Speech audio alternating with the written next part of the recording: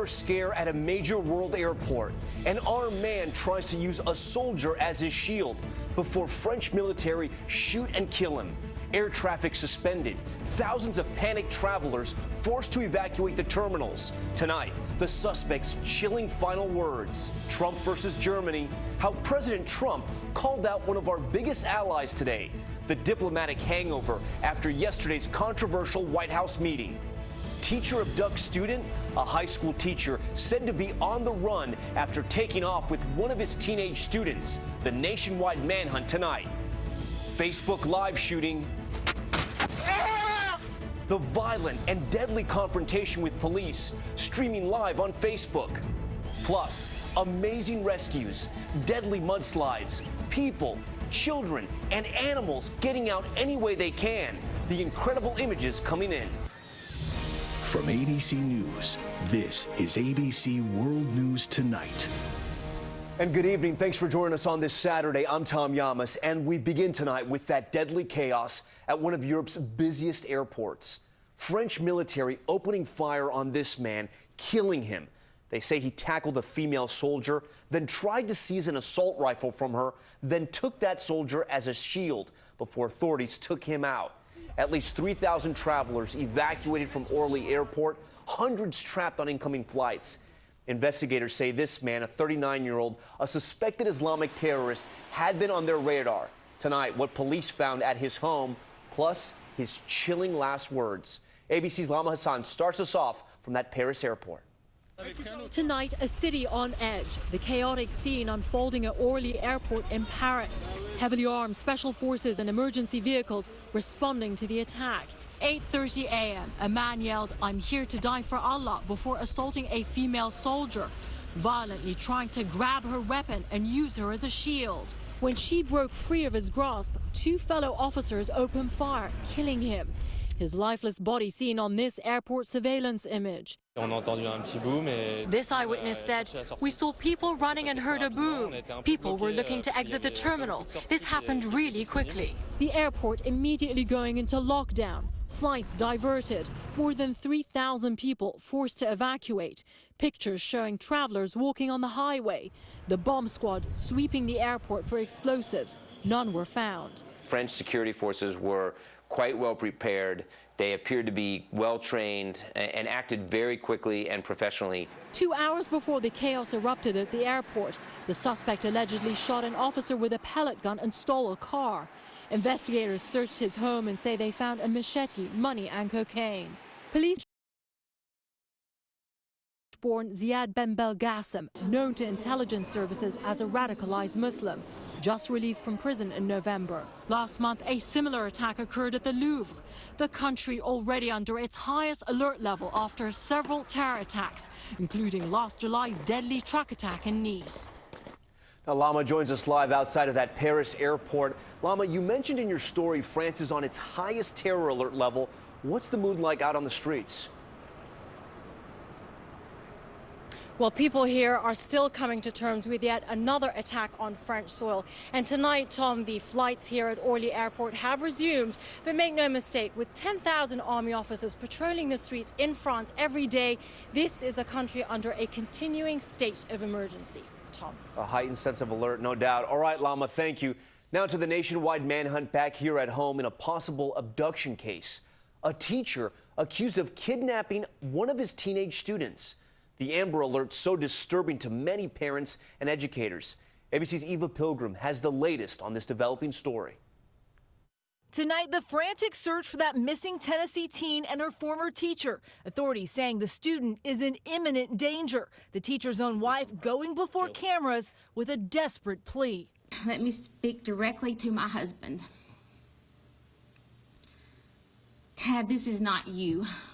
Authorities say 50-year-old Tad Cummins was a health science teacher at 15-year-old Elizabeth Thomas's high school. Tonight, Cummins accused of having an inappropriate relationship with the teen, now one of Tennessee's 10 most wanted.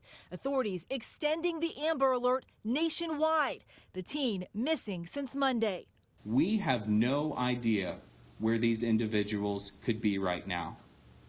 This is a dire situation for this young girl. Investigators say around 7:30 a.m. Monday, a friend dropped Thomas off at a Shoney's in Columbia, Tennessee. Shortly after, security video shows Cummins filling up his silver Nissan Rogue SUV at a nearby Shell gas station. Hours later, Thomas is considered missing. Detectives say Monday afternoon the pair were tracked in Decatur, Alabama. Since then, their trail has gone cold. Please do the right thing and turn yourself into the police and bring Beth home.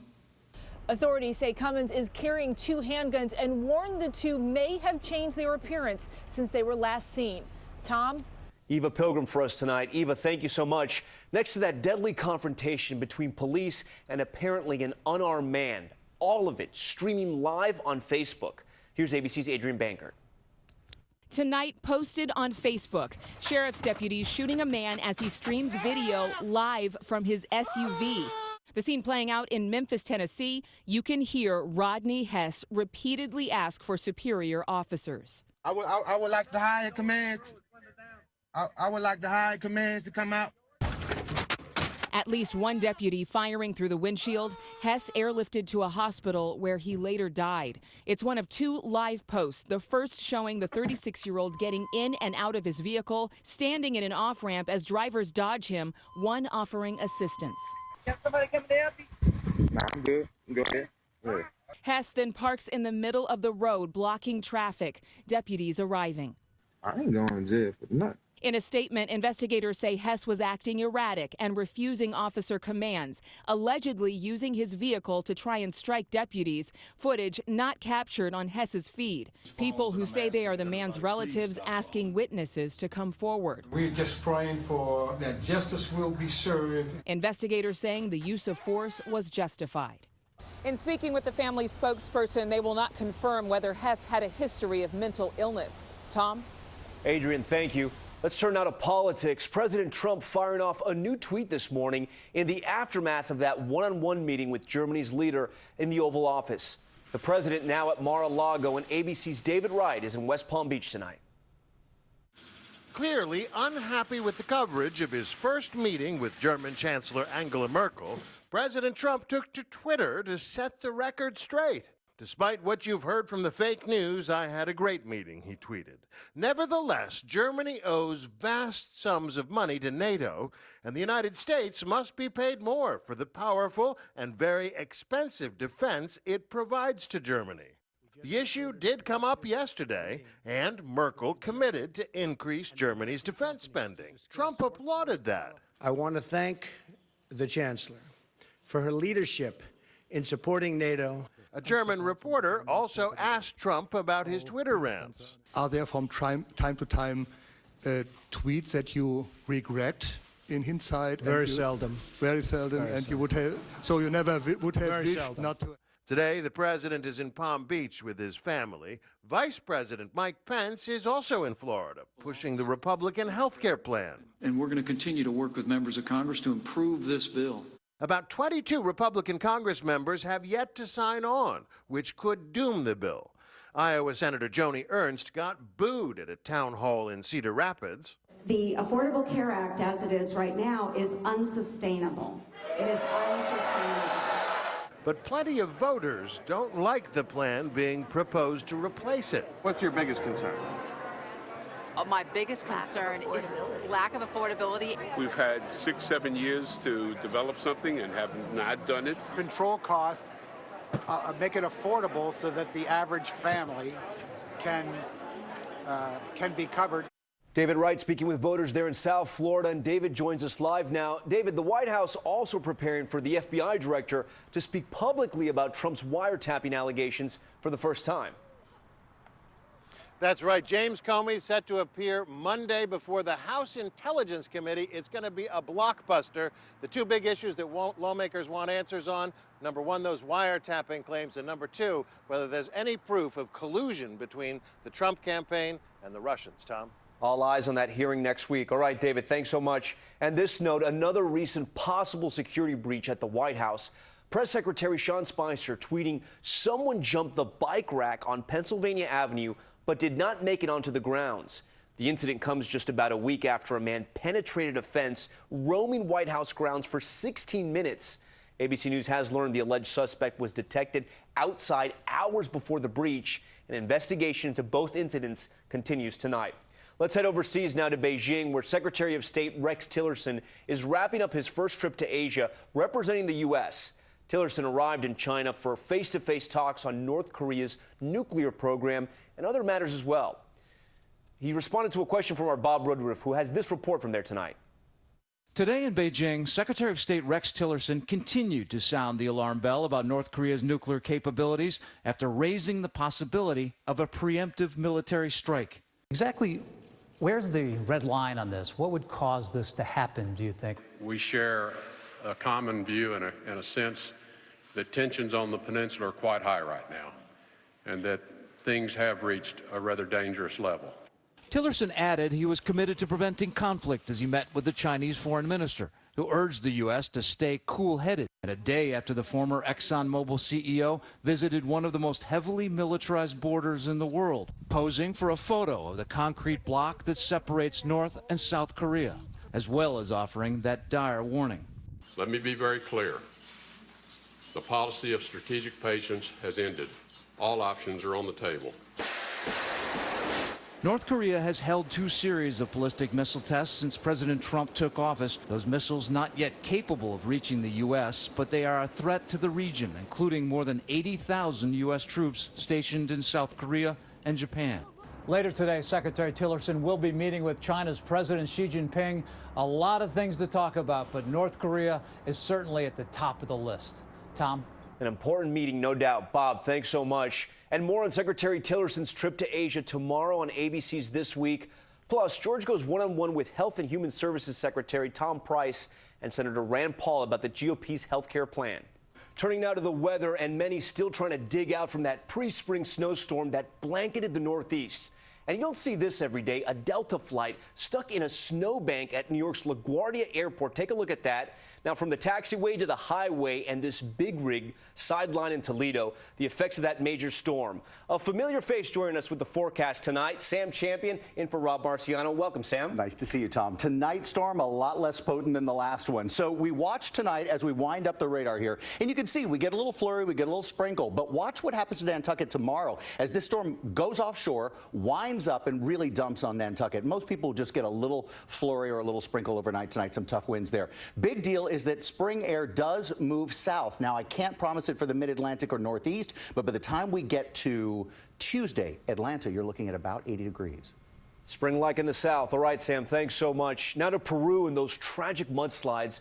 The death toll rising there following intense rains that have left thousands homeless. But some heroic rescues giving many hope. Here's ABC's Marcy Gonzalez. In the fast-moving, muddy water and piles of dangerous debris, a woman almost washed away. As she tries to free herself, her hair seemingly gets stuck before she finally pulls herself to safety. One of many lives narrowly spared from Peru's raging flooding and mudslides that officials say have killed more than 70 people so far this year and left more than 70,000 people homeless. Tonight, as intense downpours overwhelm towns and send rivers pouring over their banks, desperate rescues are underway. Near the normally dry capital city of Lima, dozens of people crowd onto rooftops above washed-out streets. Zip lines being used to bring families and pets over fast-rising water. Others are forming human chains to get to dry ground. Tonight, half of the country is declared a state of emergency. Officials say this is the worst flooding in Peru in nearly 2 decades, with much more rain still expected. Tom? Marcy, thank you. And we have some breaking news just in. Rock and roll pioneer Chuck Berry has died. I learned to read and write so well, but he could play a guitar just like a ringing a bell. Go, go. Go, Johnny, go, go. The rock and roll legend found dead in his home near St. Louis. Berry was one of the first artists inducted into the Rock and Roll Hall of Fame, known for such hits as Roll Over Beethoven and Johnny Be Good, as you just heard. A major inspiration to so many rock musicians, Chuck Berry was 90 years old. There's much more ahead on World News Tonight this Saturday. The new scam, con artists posing as your bank, how they trick you into handing over your personal information. Plus, the scary scene at a famous European tourist site the smokescreen created by a gang of crooks. And they're known as the Williams sisters of figure skating. One of them set to star at the Special Olympics. Their talk with Robin Roberts ahead. This is ABC World News Tonight, brought to you by Mattress Firm. At Mattress Firm, we admit we have lots of sales, but this is an opportunity so big, even we're impressed. It's a once-in-a-lifetime opportunity to save up to 70% off famous name brands and up to $2,000 off floor models from Sealy, Tempur-Pedic, and others. Everything must go to make room for the next generation of sleep products. When they're gone, they're gone. So don't miss this once-in-a-lifetime opportunity to sleep and save like never before. Only at Mattress Firm. Anything meant to stand needs a stable foundation. A body without proper foot support can mean pain. The Dr. Scholl's kiosk maps your feet and recommends our custom-fit orthotic to stabilize your foundation.